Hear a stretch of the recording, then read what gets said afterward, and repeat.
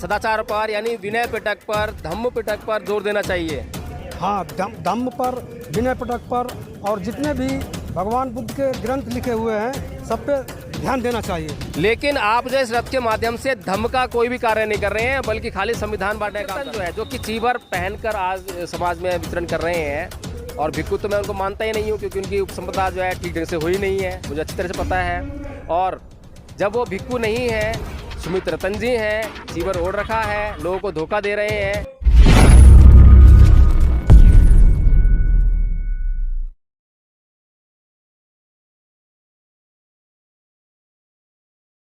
जय भीम, नमो बुद्धाय। आप देख रहे हैं बहुजन मीडिया। और आपने अक्सर देखा होगा कि बहुजन मीडिया पर जो है ब्राह्मणवाद के खिलाफ पत्रकारों को बोलते हुए आपने सुना होगा। हालांकि ब्राह्मणवाद के खिलाफ नहीं बोलते हैं, वो पाखंडवाद और अंधविश्वास के खिलाफ बोलते हैं। और पाखंडवाद और अंधविश्वास जहाँ पर भी है वहाँ पर वे जो है कभी चूकते नहीं हैं। लेकिन आज आपके सामने हम लोग जो है जो बहुजन मीडिया है, जो उसका आधार है और जिससे जुड़ी हुई एक बात है, जो कि बौद्ध संस्कृति है। और बौद्ध संस्कृति जुड़े हुए हैं बौद्ध भिक्षु, और उन्हीं बौद्ध भिक्षु आज उनमें से एक हैं, एक बौद्ध भिक्षु हैं, उनका हम इंटरव्यू लेंगे। भंते जी, क्या नाम है आपका? सील सागर। भंते जी का नाम है सील सागर। तो भंते जी, अभी जो ये रथ जो पीछे दिखाई दे रहा है हमें, ये जो रथ है, हाँ, इसी रथ में आए हैं आप? इसी रथ पे। हाँ। अच्छा, इस रथ के माध्यम से आप क्या काम कर रहे हैं? ये बुद्ध की विचारधारा घर घर गांव तक पहुंचाने का हम लोग काम कर रहे हैं। तो संविधान में जो है बुद्ध की विचारधारा लिखी हुई है। बाबा साहब ने जब संविधान बाबा साहब ने जब संविधान को पढ़ा और जाना समझा, तो उसमें उन्होंने पाया कि करुणा मैत्री। बाबा साहब ने कौन सा संविधान पढ़ा? बाबा साहब ने बुद्ध की विचारधारा को लेकर के, जो बुद्धा इज धम्मा या और त्रिपिटक। आप गृहस्थ हैं या परिव्राजक हैं? हम लोग ऐसा तथागत बुद्ध ने लिखा है कि हम लोग गृहस्थ भी रहने के बाद में 50, 55, 60 के साल के बाद में चीवर ले सकते हैं। कहाँ लिखा है? धम्म पिटक में, विनय पिटक में, सब में लिखा है। धम्म पिटक, विनय पिटक सब में लिखा है? हाँ। अच्छा, क्या लिखा है? कि हम लोग चीवर धारण कर सकते हैं। और हम लोग कौन लोग? हम लोग जो संसार में सभी लोग, कोई भी चीवर धारण कर सकता है, कोई भी मानव। अच्छा, कैसे का धारण करते चीवर? तो हम लोग चीवर धारण करते हैं तो हमको लोगों को पंचशील और 3 रतन, बुद्ध वंदना, धम्म वंदना, संघ वंदना सब सिखाया जाता है। सिखाने के बाद में हम लोग चीवर धारण करते हैं। आपको चीवर किसने दिया है?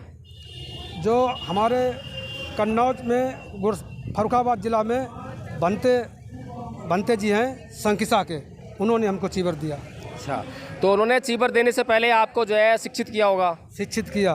क्या शिक्षा दी? हम लोगों को 3 रतन, बुद्ध, धम्म और संघ के बारे में सिखाया, और फिर पंचशील सिखाया। उसके बाद में पंचशील के बाद में पहली श्रेणी में फिर हमको 10। कितने साल आपका प्रशिक्षण रहा? पहले 2 साल 3 साल हम सीखते रहे, फिर उसके बाद में हमको चीवर दिया गया। प्रतीत समुत्पाद का नियम पता होगा आपको? प्रतीत समुत्पाद में लिखा है कि मनुष्य अपने जीवन, एक बार पाली में बता दीजिए उसको। हाँ, प्रतीत समुत्पाद में लिखा है, अनिच्चा वर्षंकारा उपाजवे धम्मिनो निरजंती उपजत्वा तेम उपसमो सुको। ये संसार अनित्य है। जो पाली में 12 कड़ी हैं प्रतीत समुत्पाद की, वो बता दीजिए। 12 कड़ियाँ तो हमें नहीं मालूम है, लेकिन एक बौद्ध भिक्षु की उपसंपदा का क्या नियम है विनय में? उपसंपदा में हम लोगों को बताया जाता है कि आप एक व्यक्ति की या एक सामनेर की उपसंपदा का विनय में क्या नियम है?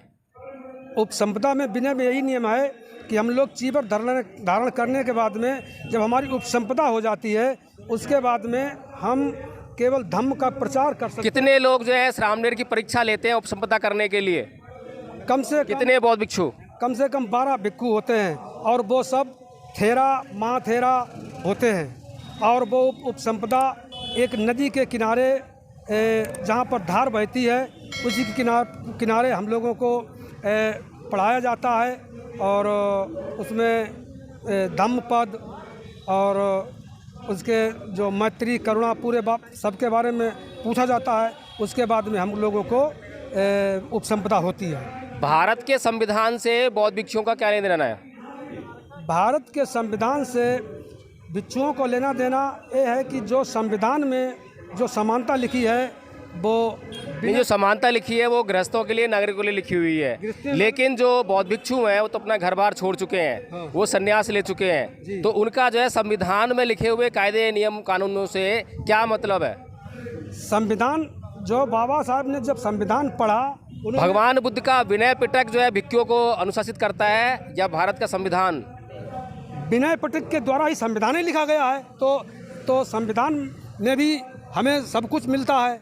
संविधान जब पढ़ते हैं उसमें भी समानता पाई जाती है उसमें। और बौद्ध भिक्षुओं को संविधान बांटना चाहिए या भगवान बुद्ध और उनका धम्मपद धम्म का प्रचार प्रसार करना चाहिए? दोनों एक दूसरे के पूरक हैं, संविधान और विनय पिटक, धम्म पिटक। और जितनी संविधान की रक्षा इस देश में कौन लोग कर रहे हैं? संविधान की रक्षा जो संविधान के मानने वाले हैं, बौद्ध लोग, बाबा साहब के अनुयायी, ये सभी लोग कर रहे हैं। यानी कि इस देश में अगर हम जातीय वर्ग भेद देखें तो जो ऊंची जाति कही जाती हैं वे लोग जो है संविधान के खिलाफ खड़े हुए हैं, और जो निम्न जाति कही जाती हैं वो संविधान की रक्षा में लगे हुए हैं। ऐसा ही है? तो वो संविधान के खिलाफ क्यों खड़े हुए हैं? उनको भी संविधान से अधिकार मिले हुए हैं। ये जो लोग संविधान के खिलाफ खड़े हुए हैं इन लोगों को समझाने का काम जो बौद्ध भिक्षुओं का नहीं है? और हम लोग समझाते हैं, खूब समझाते हैं, लेकिन वो लोग उनको मानने और ना मानने का उनका काम है। अगर एक बौद्ध भिक्षु विनय पिटक से अनुशासित हो जाएगा तो क्या उसे संविधान से अनुशासित होने की आवश्यकता पड़ेगी? संविधान से हम लोगों को अधिकार मिलते हैं। संविधान बड़ा या बौद्ध भिक्षुओं का विनय पिटक बड़ा? दोनों बता रहे थे, दोनों में क्या अंतर है? एक दूसरे के पूर्व के संविधान में अंतर क्या है दोनों में? अंतर में संविधान में हमको करुणा, मैत्री, शील, सदाचार, और संविधान में हमको अधिकार हैं, उसमें कानून लिखे हुए हैं, अनुच्छेद लिखे हुए हैं, उनसे हमको अधिकार मिलते हैं। तो जो शील सदाचार को सीख लेता है तो वो जो संविधान के कानून है उनको तोड़ने लगता है? नहीं, क्यों तोड़ने लगेगा? तो जो शील सदाचार पर प्रतिष्ठित हो गया तो उसके लिए संविधान कुछ भी नहीं है, वो तो अपने आप अनुपालन होगा उसका। तो हाँ, अनुपालन वो तो करेंगे हम लोग। तो शील सदाचार महत्वपूर्ण है ना? हाँ, शील सदाचार में तो बौद्ध भिक्षु को जो है शील सदाचार पर यानी विनय पिटक पर, धम्म पिटक पर जोर देना चाहिए। हाँ, धम्म पर, विनय पिटक पर, और जितने भी भगवान बुद्ध के ग्रंथ लिखे हुए हैं सब पे ध्यान देना चाहिए। लेकिन आप जो इस रथ के माध्यम से धम्म का कोई भी कार्य नहीं कर रहे हैं बल्कि खाली संविधान बांटने का काम कर रहे हैं। ऐसा नहीं है। तो देखिए यही एक विषय है जो लगातार मैं उठाता रहा हूँ, बताता रहा हूँ। अभी भी जो है अंदर हम देख रहे हैं यहाँ पर प्रोग्राम चल रहा है। जिस रथ के माध्यम से बंते जी हमारे साथ में अभी चर्चा कर रहे थे, उसको जो आयोजित कर रहे हैं वो है सुमित रतन जी। और सुमित रतन जी अंदर बंते जी जो है मंच पर बैठे हुए हैं। जब मैं भीतर गया तो उन्होंने पटका भी पहन रखा था अपने गले में और टोपी भी लगा रखी थी अपने सर पर जो है। लेकिन जैसे ही मैंने कैमरा स्टार्ट किया वैसे ही उनकी टोपी जो है उतर कर नीचे टेबल पर आ गई, पटका भी उतर गया।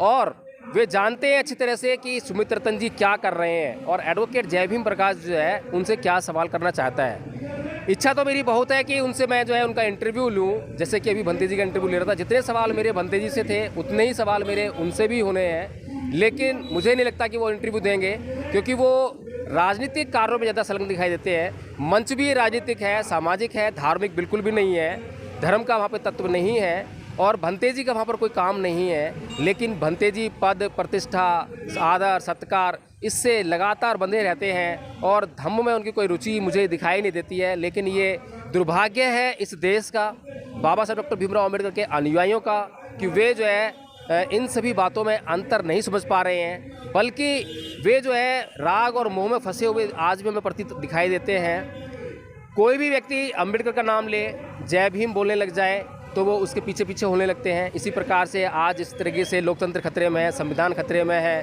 और संसद की बात चल रही है, आरक्षण की बात चलती है। इन विषयों पर कोई भी व्यक्ति कोई भी भाषण देगा तो वो उसका वेलकम करते हैं, बहुत भारी स्वागत करते हैं। इसी कारण से भिक्खु सुमित रतन जो है, जो कि चीवर पहनकर आज समाज में विचरण कर रहे हैं, और भिक्खु तो मैं उनको मानता ही नहीं हूँ क्योंकि उनकी उपसंपदा जो है ठीक ढंग से हुई नहीं है, मुझे अच्छी तरह से पता है।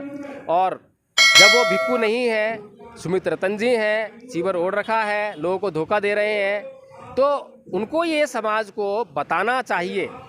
और मैं ये मानता हूँ कि वो समाज को नहीं बताएंगे, लेकिन समाज को उनसे ये पूछना चाहिए कि उनका जो प्राथमिक कार्य है वो क्या है। संविधान बांटना उनका कार्य है, संविधान बचाना उनका कार्य है, आरक्षण बचाना उनका कार्य है, लोकतंत्र रक्षा उनका कार्य है, या धर्म का प्रचार प्रसार करना उनका कार्य है। भारत के संविधान का मतलब जो है केवल और केवल भारत की सीमाओं तक है, लेकिन बुद्ध का जो धम्म है, बुद्ध का जो विनय पिटक है, उसका संबंध पूरे संसार से है। विनय पिटक भिक्खु संघ जहाँ पूरे संसार पर शासन करता है, वहीं पर आज जो सुमित रतन जी हैं संविधान को बांटने का काम कर रहे हैं, जो कि उनका काम नहीं है। आज बाबा साहब डॉक्टर भीमराव अम्बेडकर के अनुयायियों को उनसे ये बात पूछनी चाहिए, चर्चा करनी चाहिए। ये सवाल बनता है।